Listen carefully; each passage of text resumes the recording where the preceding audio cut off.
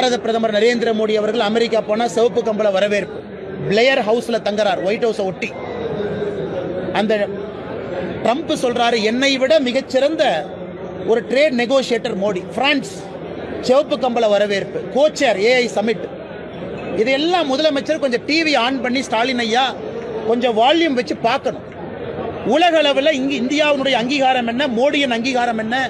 இன்னைக்கு முதலமைச்சர் சொல்றாரு, 27 ஆண்டுகள் கழித்து டெல்லியில் பாரதிய ஜனதா கட்சி ஆட்சிக்கு வந்திருக்கு. அதுக்கு என்ன காரணம் சொல்லுவாரு? லோக்சபா தேர்தலில் பாரதிய ஜனதா கட்சி வலிமை அடைந்து விட்டது முதலமைச்சர் பேசினார். அதன் பின்னாடி ஹரியானா வெற்றி பெற்றிருக்கின்றோம், மகாராஷ்டிரா வெற்றி பெற்றிருக்கின்றோம், இன்னைக்கு டெல்லி வெற்றி பெற்றிருக்கின்றோம், பீகார் வெற்றி பெற போகின்றோம். அடுத்து நடக்கக்கூடிய தேர்தல். அதனால் முதலமைச்சர் மறந்துவிடக் கூடாது. பாராளுமன்ற தேர்தலில் 7% வாக்கு இழந்திருக்காரு. 7% ஓட்டு கீழே வந்திருக்கு. 2019, 24